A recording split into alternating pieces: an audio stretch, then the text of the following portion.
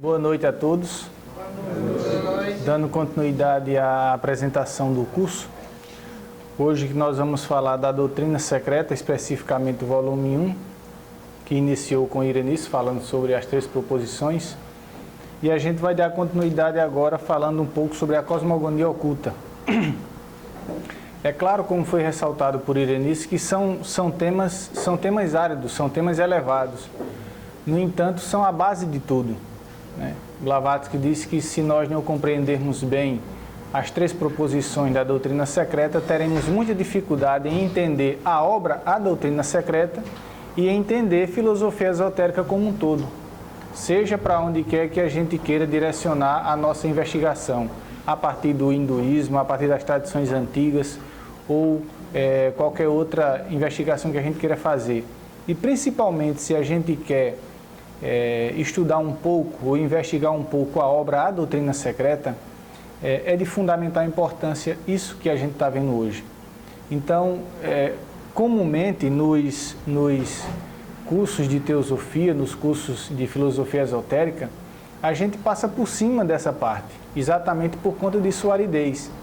Mas eu acredito que, dado o trajeto que a loja fez o ano passado, com aquele curso que desenvolveu-se durante 9 módulos o ano inteiro, nós temos capacidade de, pelo menos, considerar algumas questões que nós levantamos inicialmente na palestra anterior e agora nessa, para que a gente veja a coisa de uma forma mais completa.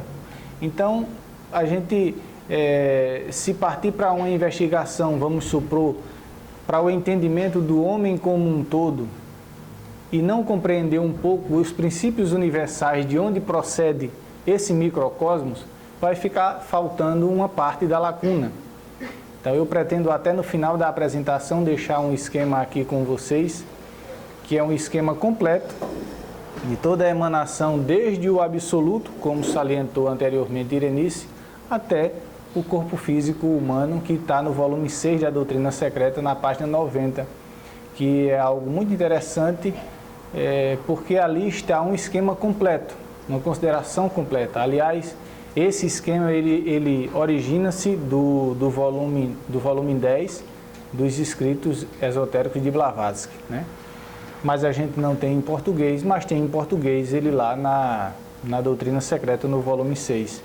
Então eu vou considerar um pouco, inicialmente, a partir do início do Tao Te Ching, um pouco dessa abstração que a gente pode lançar à mente em reflexo dela, considerado a partir desse grande poema, dessa grande introdução que é dada no Tao Te Ching. O caminho que pode ser seguido não é o caminho perfeito. E aí a gente atenta para a sutileza das palavras.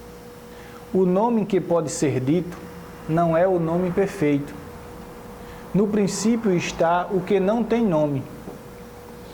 O que tem nome é a mãe de todas as coisas. Para que possamos observar os seus segredos, devemos permanecer sem desejos. Mas se em nós mora o desejo, a única coisa que podemos contemplar é sua forma externa, a casca que a essência oculta. Esses 2 estágios existem para sempre inseparáveis, diferentes unicamente em nome, conjuntamente idênticos, unidos, integrados. São os chamados mistérios. Mistérios além dos mistérios. O portal que conduz a tudo aquilo que é sutil e maravilhoso, ao recôndito segredo de todas as coisas. Então, assim inicia-se o Tao Te Ching. O livro do Caminho Perfeito, como foi o subtítulo dado por Murilo Nunes, na tradução que nós temos aqui da editora Pensamento. Então, inicialmente a gente vai perceber que palavra alguma chega à raiz daquilo que tudo procede, ao absoluto. Então, o caminho que possa ser seguido, o caminho que possa ser indicado, aquilo que pode ser orientado, não é o verdadeiro caminho. Cada um de nós tem que descobrir esse caminho que está no interior de cada um de nós. Que com a ponte deixada lá, da terceira proposição que Irenice deixou, a alma individual, ou o Espírito Supremo, Atma, e um dos pontos que a gente tem que observar é de que Atma não é um princípio do homem, ele é um princípio universal, né? Porque nós vamos ver em alguns manuais também sendo colocado como um princípio, mas a doutrina secreta coloca Atma como sendo o princípio universal, a própria alma universal, fagulha da alma universal. E a doutrina secreta coloca a terceira proposição exatamente como isso, a identidade de todas as almas com a alma suprema universal. Então, assim como Atma não é um princípio individual, o corpo físico, também não é um princípio em si. Ele é apenas um veículo para a atuação do prana, que é o que a doutrina secreta vai chamar de veículo. Então, esse poema, ele coloca em seu início que o nome que pode ser dito, ele também não é o nome, porque a linguagem não chega ao significado daquela coisa tão abstrata. Ao mesmo tempo, a gente pode se perguntar por que discorrer sobre isso, por que pensar sobre isso. A abstração do nosso pensamento, ela é capaz de compreender algo que nós às vezes podemos sequer dizer. Eu acho que cada um de nós já passou pela experiência de compreender algumas coisas e ter dificuldade em expressá-las em palavras, principalmente se quiser escrever aquela abstração. Não que o nosso pensamento possa chegar a esse conhecimento, mas ele pode ter uma abrangência de um significado total da obra em si, já que é uma obra única, né? Então, aquilo que ele chama que no princípio não tem nome, aliás, que não tem nome, que vai ter nome, é o que gera toda a manifestação. É o segundo logos, como nós vamos ver mais adiante. Então, eu recomendo que vocês possam investigar também por outras fontes. Isso é uma indicação de que os princípios da filosofia esotérica não estão só na doutrina secreta, ele está nos outros livros sagrados também. Então, a gente tem que ver de uma forma geral. Quem pegar a obra de Jacob Boehme vai pegar logo a segunda obra dele, que é um livrinho dessa grossura, Os Três Princípios da Essência Divina, um desdobramento do primeiro volume da doutrina secreta, disso que nós estamos considerando hoje. Então, nós vamos considerar algumas coisas sobre a doutrina secreta. Ela é a obra magna de Blavatsky. Ela foi escrita em 1888, originariamente ela foi publicada em 2 volumes. Na nossa língua, na língua portuguesa, ela contém 6 volumes. O original em inglês também foi traduzido depois em 4 volumes, passado a 4 volumes, e que corresponde ao primeiro, ao segundo, o terceiro e o quarto. O quinto e o sexto é um acréscimo dos escritos de Blavatsky deixados ao grupo que ela tirava dúvida e que estudava já a doutrina secreta e que depois foi incorporado por Annie Besant e que a tradução portuguesa segue essa orientação. Existem apontamentos e instruções valiosos no 6º volume, que vale a pena a gente analisar, principalmente da metade do livro em diante. Então, a obra ela foi escrita de uma forma que Blavatsky não se considera a autora do livro. Ela não, em momento algum, ela se coloca como a autora do livro. Ela é apenas uma mensageira, uma porta-voz dos ensinamentos recebidos por seus instrutores. Então, no final da obra dela, a última colocação que ela faz e que ganha a introdução, a primeira página de todos os volumes, é essa indicação que está aqui embaixo. Esta obra é dedicada a todos os verdadeiros teósofos de todos os países, seja qual for a raça que a pertençam. Eles a solicitaram e para eles foi escrita. Para que a investigação, para que a pesquisa seja feita, ela ainda disse que 100 anos depois é que a obra começaria a surtir seu efeito, a ser compreendida, né? E 100 anos depois estamos nós ainda engatinhando, tentando decifrar algumas coisas ali da doutrina secreta, já que é realmente uma obra que requer um esforço mental grande, uma determinação muito grande, se a gente quiser estudar alguma coisa dela, né? E aí nós vamos iniciar também com uma outra colocação dos Upanishads, do Mandukya Upanishad, que ela cita exatamente no proeme da doutrina secreta, aonde diz: a palavra eterna Om é tudo, o que foi, o que é e o que será, e que está além do tempo tríplice. Tudo é Om. Brahma é tudo e Atma é Brahma. Se nós meditarmos entre os elos de ligação do que ela faz do Om, do Brahma, do Atma, vamos perceber que estamos falando exatamente da mesma essência, da mesma coisa.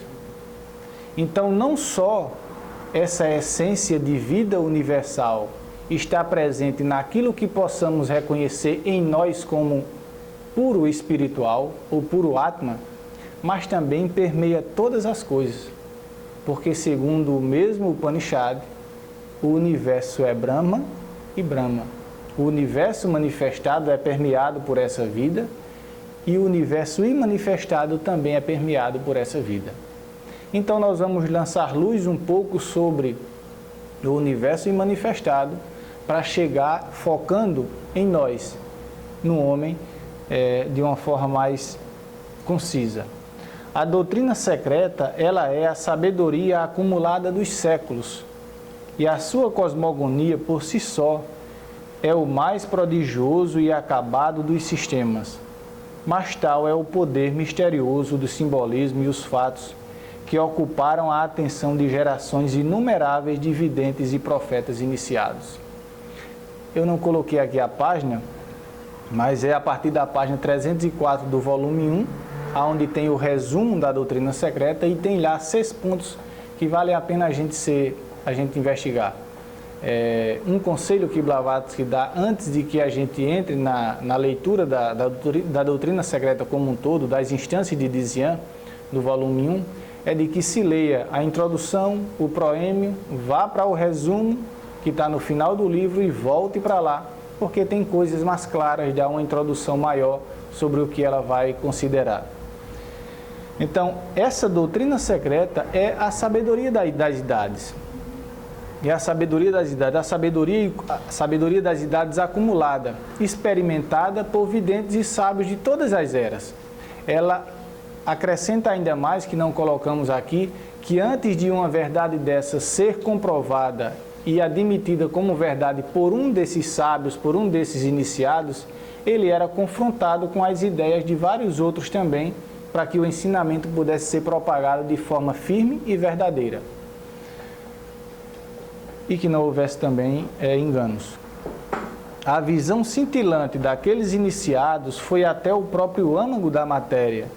Descobriu e perscrutou a alma das coisas, ali onde um observador comum e profano, por mais arguto que fosse, não teria percebido senão a tessitura externa da forma.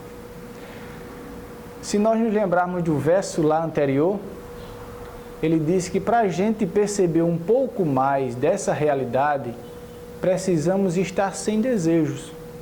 Mas se estivermos imbuídos do desejo, das ansiedades, das aflições da vida e a mente não estiver tranquila, ou não estiver limpa, como é aconselhado nos Yoga Sutras de Patanjali e na Voz do Silêncio, nós não vemos senão a casca externa. Então, a filosofia esotérica, o conhecimento oculto, ele versa sobre aquilo que está por trás da aparência.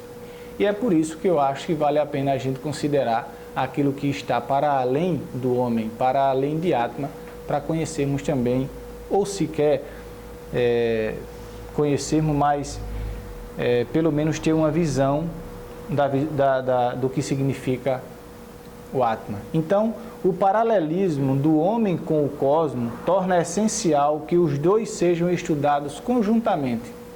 O homem é um microcosmos. É por isso que a doutrina secreta revela tanto a estrutura do universo como a constituição oculta do ser humano. De acordo com a cosmogonia oculta, o universo, em correspondência com uma lei inerente a ele, passa por períodos alternados de atividade e repouso, ciclos chamados pelos hindus de Manvantaras e Pralaya.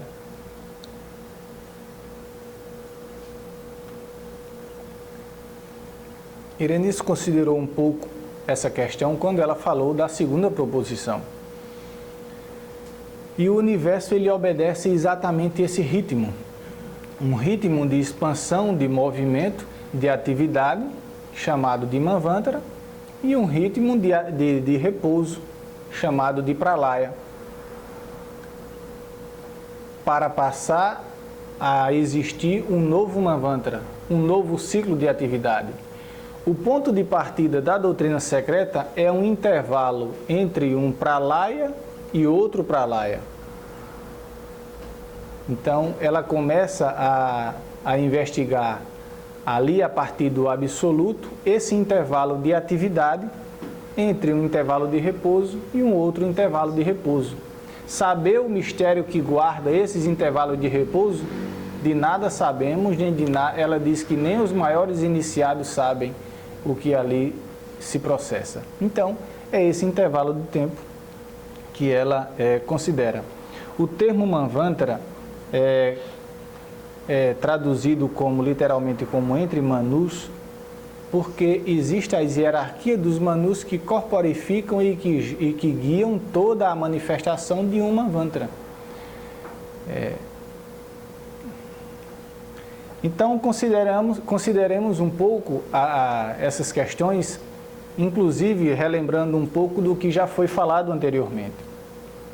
O absoluto, aquelas trevas absolutas, ao qual nós não temos palavras para classificar, ao qual o nosso pensamento não chega, que também é classificado como Parabrahma, a fonte eterna e infinita dos universos periódicos, dos Manvantaras.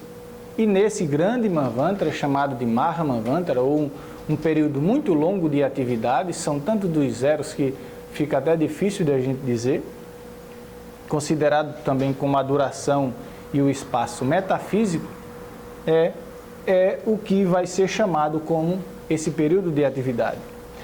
A primeira vibração, e aí eu queria chamar a atenção de vocês, porque eu não tive condições de colocar um esquema muito bem organizado no computador para que vocês fossem acompanhando, mas mentalmente a gente pode ir acompanhando. Então, imaginemos e nos imaginemos aquele fundo preto com as trevas absolutas e um impulso de atividade a essa realidade.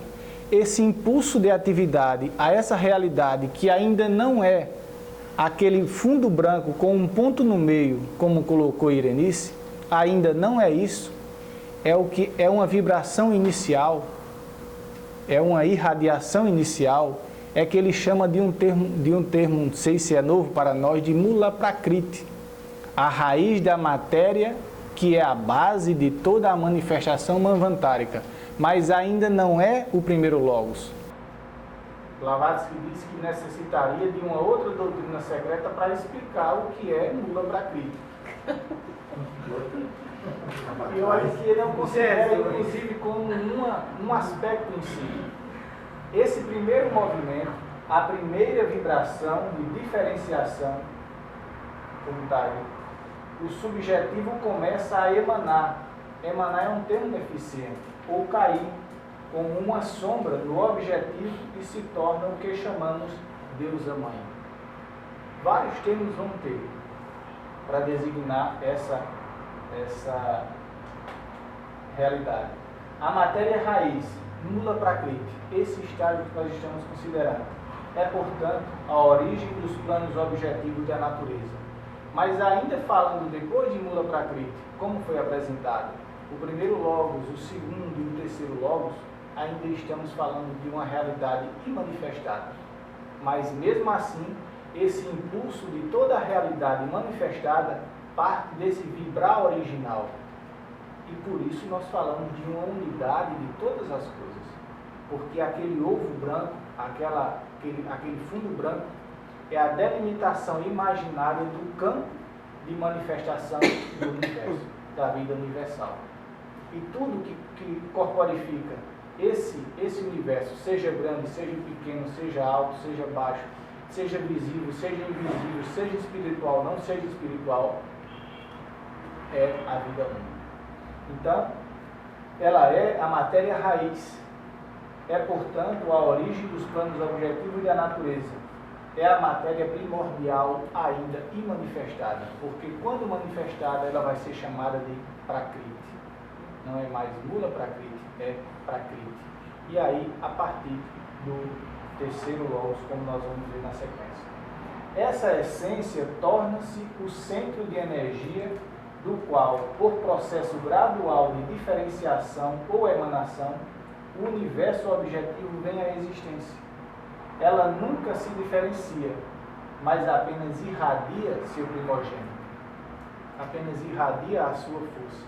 Talvez a melhor consideração que possamos ter seja força, seja energia, mas a informação ainda é limitante. Então, a manifestação pode ser descrita geometricamente por meio de um ponto inscrito em um ciclo. Aí nós não colocamos o ponto porque queremos exatamente evidenciar esse estágio do absoluto. Aí não estamos falando do primeiro logos. O uno é um círculo não interrompido e sem circunferência, porque não está em parte alguma e está em toda parte. O uno é o plano sem limites do círculo, que manifesta um diâmetro somente durante os períodos manvantários. O uno é o ponto indivisível que não está situado em parte alguma e percebido em toda parte durante aqueles períodos. Eu vou adiantar um pouco mais a consideração para vocês verem a razão de nós estarmos falando dessa novela. Aquilo que nós consideramos como sendo o absoluto ou sua irradiação Mula Prakriti, em composição com o primeiro e com o segundo logos, formam um primeiro triângulo de manifestação, uma tríade oculta de manifestação. O terceiro logos, que vai ter o seu aspecto objetivo e o seu aspecto subjetivo, onde o seu aspecto subjetivo ainda é manifestado e o seu aspecto objetivo é sim manifestado, a própria alma universal, a fonte de nosso Atma, vai formar também um outro triângulo manifestado. E isso se repete no próprio homem. Atma, Buddhi, Manas, um outro triângulo. O mental, os outros princípios, o mental inferior, o astral e o físico, um outro triângulo.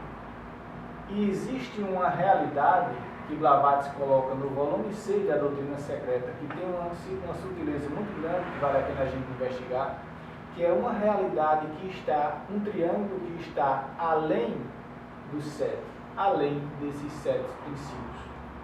Então, esse triângulo oculto que nós consideramos no início, ela diz, reflete-se no homem abaixo dos 7, mas que ela resolveu não falar, porque seria a exposição de um ensinamento bastante elevado, bastante oculto, que não poderia considerar. Para o buscador, ele pode ver lá individualmente. Então, consideremos o primeiro logos, que ainda não é o logos manifestado. O impessoal e em filosofia não manifestado. O precursor do manifestado é a causa primeira. Também é conhecido o pai oculto, a mônada pitagórica, o ponto branco potencial, o germe primordial, o ancião, a divindade nunca revelada.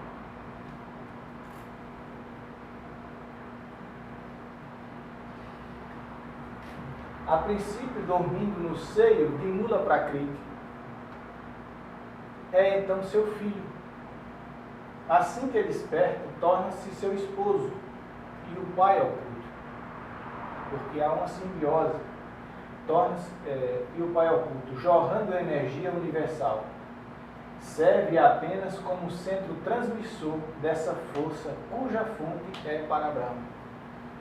Serve de de transmissor, é como se fosse Budi em nós, Budi no homem, que é apenas um veículo da força átmica para que se chegue a Manas e se forme a tríade superior no homem.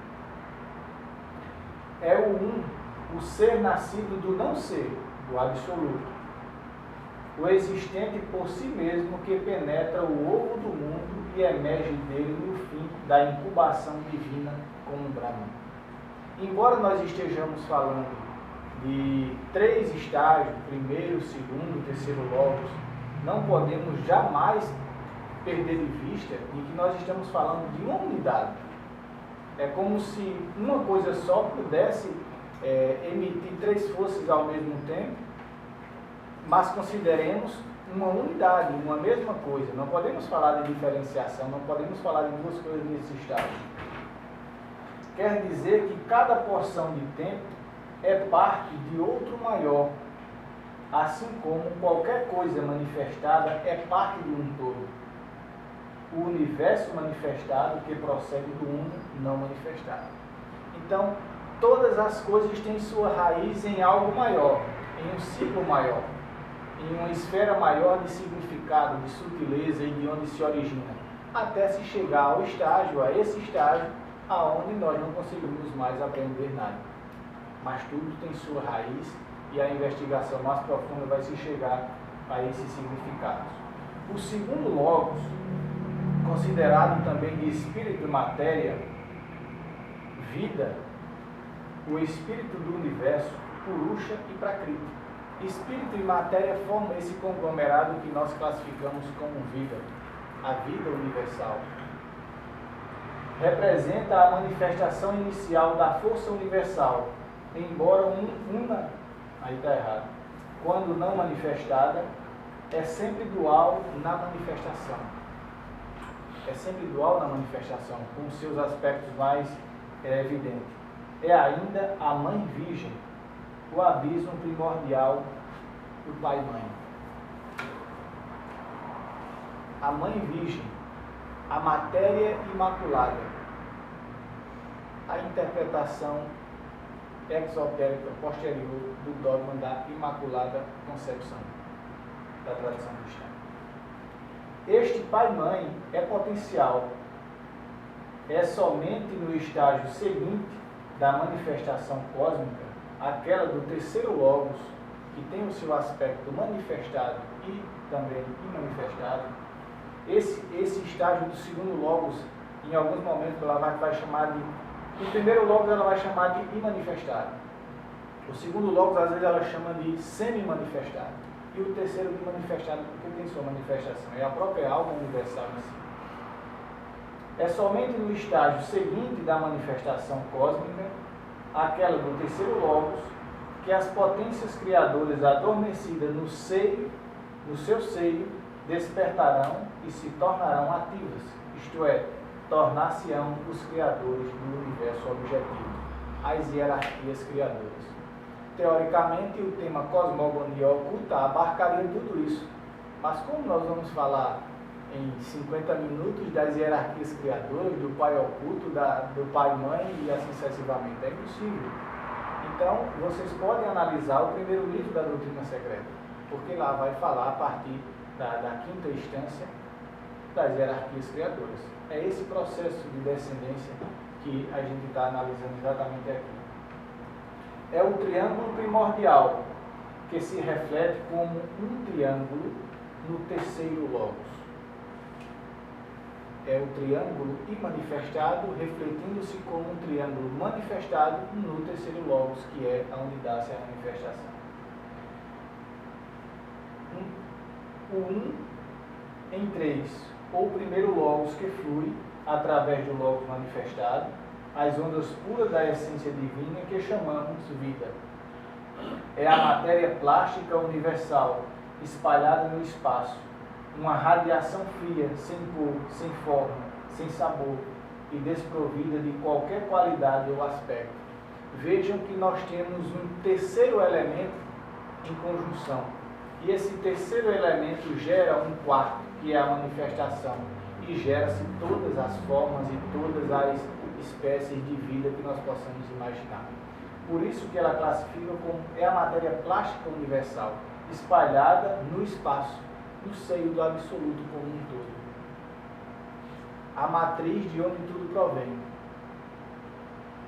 O terceiro logos, a ideação cósmica, Mahat ou inteligência, a alma universal do mundo, o número cósmico da matéria, a base das operações inteligentes da natureza, também chamada de Mahabhuta, a matriz de tudo, o plano de ideação cósmica, onde toda a, vamos dizer assim, a manifestação manvantárica tem a sua origem, tem o seu reflexo, tem a sua raiz. Mas vai ser chamado também do homem celestial, mas não um homem como nós, mas a essência do homem celestial, o Adão Kadmon, o Avalokiteshvara, como um logo do budismo Mahayana.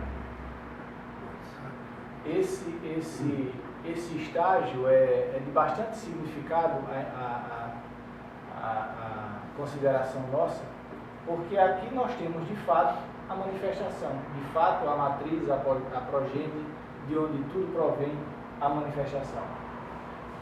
E aí nós classificamos um pouco, comentamos um pouco essa, segundo alguns apontamentos da doutrina secreta, o que ela classifica de o homem celestial. O homem celestial é andrógeno, porque nele jaz a Eva espiritual ainda não nascida. Embora nós estejamos falando de uma manifestação, mas estamos falando de uma manifestação essencial. A Eva não nascida.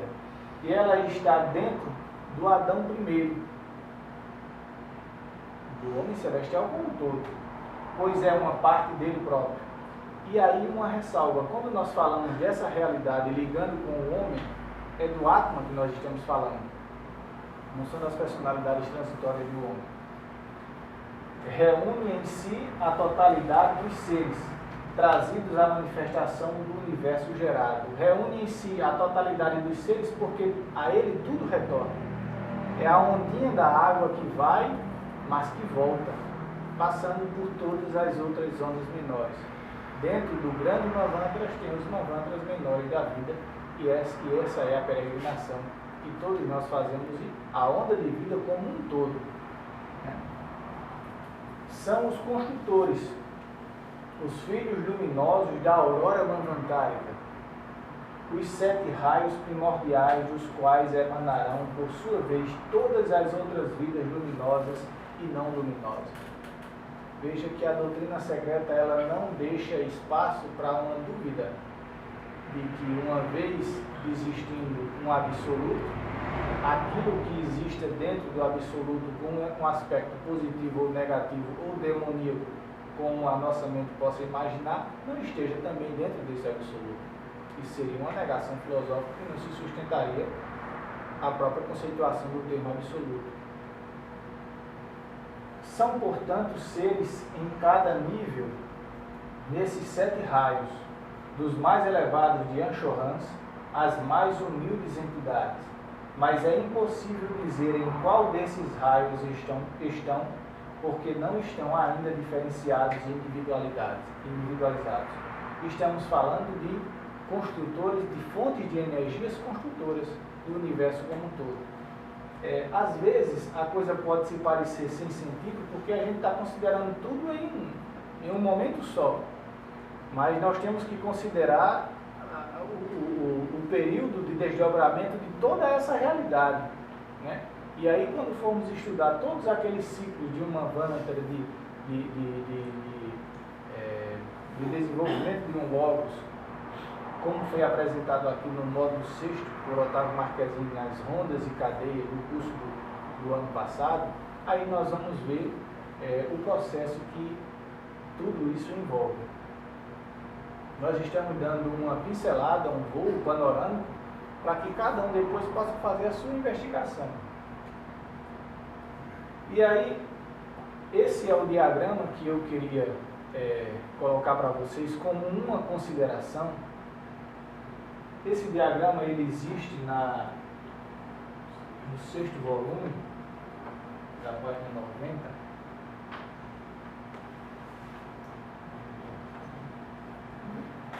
porque ele resume tudo.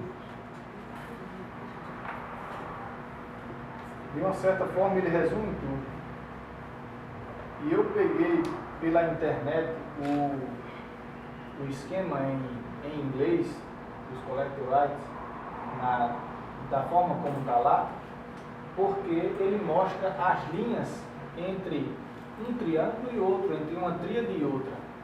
E aqui no volume em português da doutrina secreta, a gente tem que fazer a ligação das linhas. Então, embora não esteja aqui as terminologias, eu não sei se está dando para vocês perceberem, mas como o esquema inteiro está numa página toda, fica difícil até de vocês verem lá. Mas aqui está o resumo do que a gente viu. Aqui em cima, esse primeiro triângulo, como sendo aquele triângulo não manifestado do macrocosmos, o logos não manifestado, né? E aí o seu primeiro aspecto aqui em cima, que seria logos não manifestado, aquele primeiro aspecto, o segundo e o terceiro, né? Formando a base do incognoscível do absoluto. Em si é considerado aqui o 1 em 3, a primeira trindade absoluta. Mas eu queria que vocês vissem também, a partir do logos manifestado, desse triângulo aqui manifestado, que é um reflexo do superior, a emanação de todos os outros, de toda as forças, desde o supremo triângulo lá manifestado até chegando no homem físico, no microcosmos. Aqui o homem ela coloca como o microcosmo, o homem interno, o segundo como sendo, o terceiro como sendo o homem físico e os seus centros de sentido como um todo. Esse triângulo aqui é a consideração que ele faz desse triângulo que estaria aqui na base do homem físico. Então, talvez seja difícil vocês verem assim, e como a legenda também está em português e está em inglês, a partir daqui nós vamos considerar como sendo o primeiro, o segundo e o terceiro aspecto do logos manifestado em si. E todas essas correntes de desenvolvimento.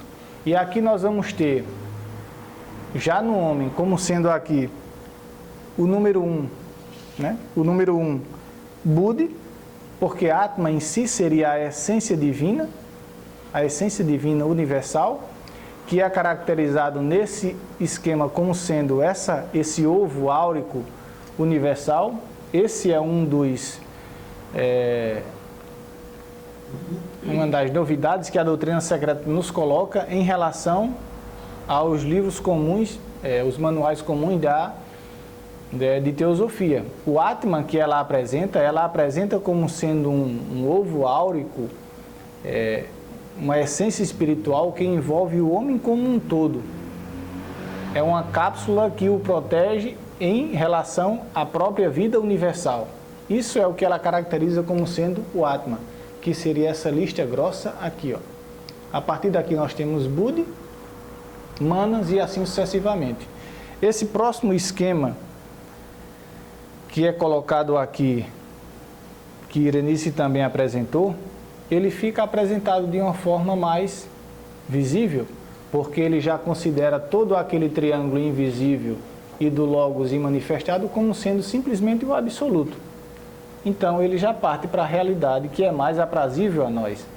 Mas a ideia de trazer essa ligação desde um estágio primordial, um estágio inicial, até nós hoje, com os nossos centros de sentidos, é para nos dar essa ideia geral de que por meio dos planos cósmicos de manifestação do primeiro, vamos ver que a gente identifica no esquema 7 planos cósmicos, mas a atuação do homem atua em 5 desses 7 planos cósmicos, né?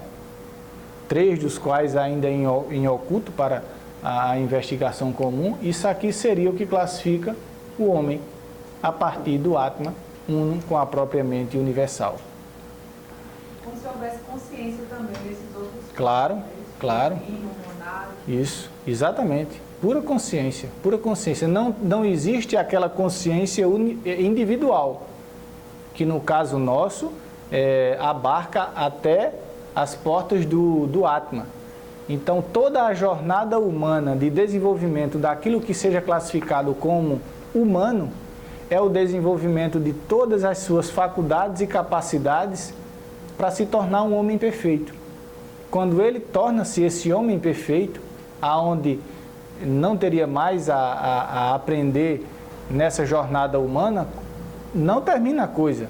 Começa-se uma nova jornada com planos que ainda não compreendemos bem. A ciência do yoga, na primeira sessão, isso está colocado de forma muito taxativa, né? Taxativa. A jornada, ela continua, muito embora para nós ela não faça sentido ser classificada, porque ainda está distante. Mas o fato é, aonde nós estamos, aonde nós iniciamos, estamos como motores dessa onda cósmica.